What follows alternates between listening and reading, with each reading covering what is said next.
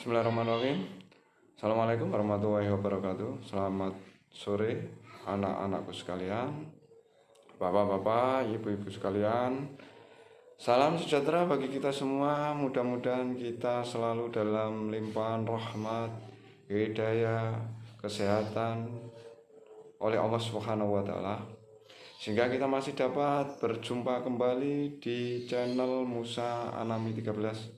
Kali ini kita akan menampilkan media pembelajaran tentang proses fertilisasi atau pembuahan. Yang kedua adalah struktur dari virus corona atau COVID-19. Yang ketiga adalah alat-alat pernapasan pada manusia. Oke, langsung saja kita ikuti channelnya.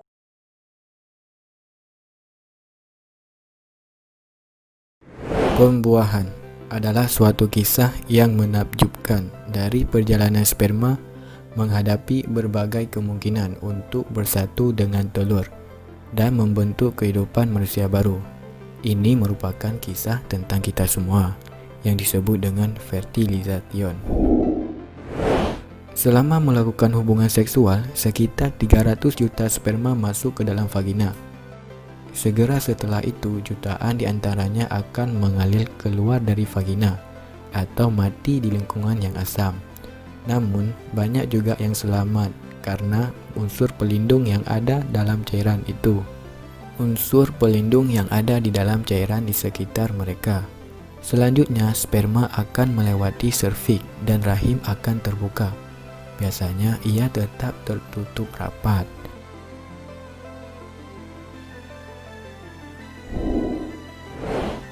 Namun, di sini leher rahim terbuka selama beberapa hari. Pada saat wanita berovulasi, sperma berenang melalui lendir serviks yang menipis menjadi konsistensi yang lebih encer untuk mempermudahkan perjalanan begitu berada di dalam serviks. Sperma terus berenang menuju rahim.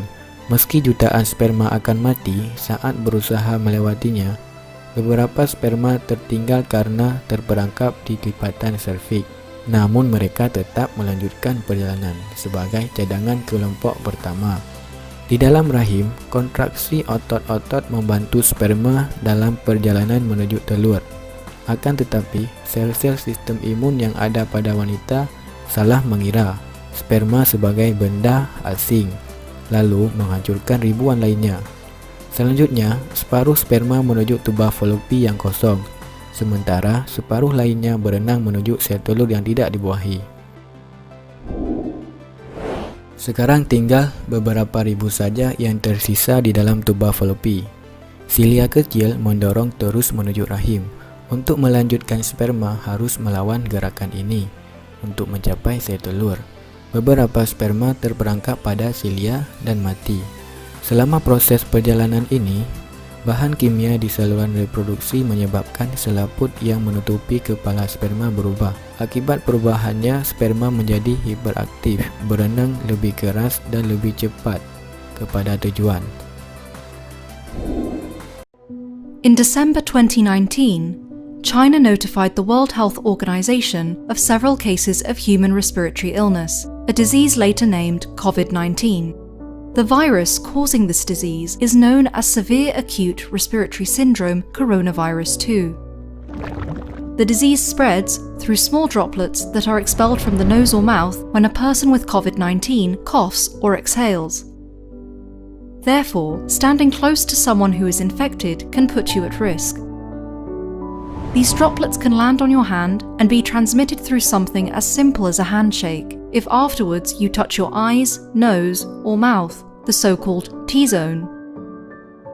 The virus is known to survive on different types of surfaces, so touching these contaminated surfaces and then touching your T-zone brings a high risk of infection. What we know so far: the coronavirus is spherical in shape, and its genetic material is encapsulated by different types of proteins.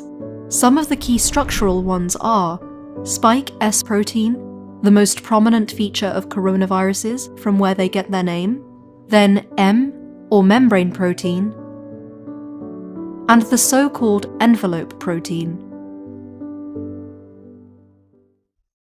Nah, Oke, kita langsung bahas satu persatu untuk penjelasannya.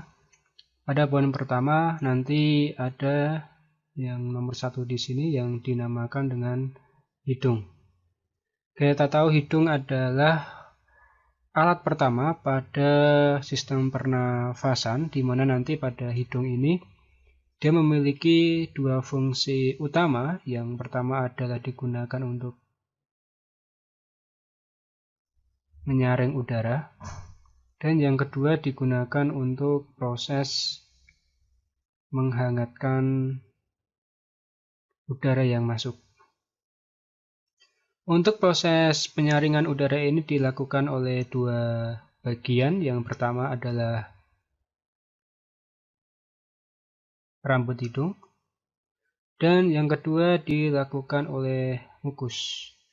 Kalau nama lainnya adalah lendir. Jadi ini digunakan supaya debu-debu yang masuk ke sistem pernafasan pada manusia ini dia dapat disaring, tidak masuk ke dalam paru-paru. Dan yang kedua, menghangatkan udara ini dilakukan pada rongga-rongga yang ada di bagian sini ini. Di sini ada rongga-rongganya yang digunakan untuk menghangatkan udara. Kenapa perlu dihangatkan? Karena bertujuan supaya udara yang masuk itu tidak terlalu dingin. Kemudian pada organ yang kedua, di bagian bawahnya, di bagian sini nih, nomor 2, ada yang dinamakan dengan faring.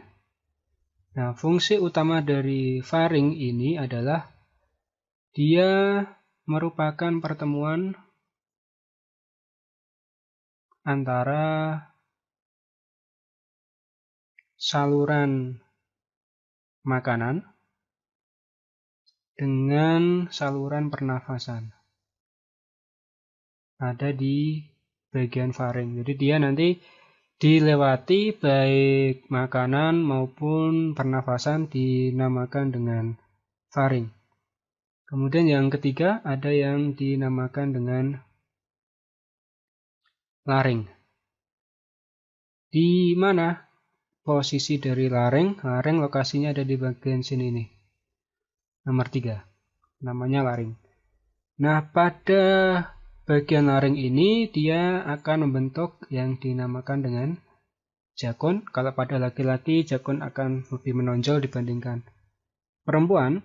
Dan juga pada bagian laring juga ada yang dinamakan dengan epiglottis. Nah, di bagian epiglottis inilah yang kadang bisa menyebabkan yang dinamakan tersedak.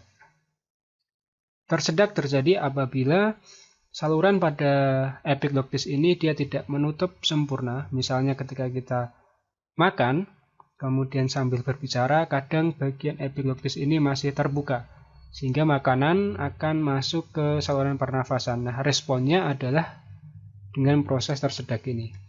Di bagian laring juga ada pita suara yang digunakan untuk untuk bersuara.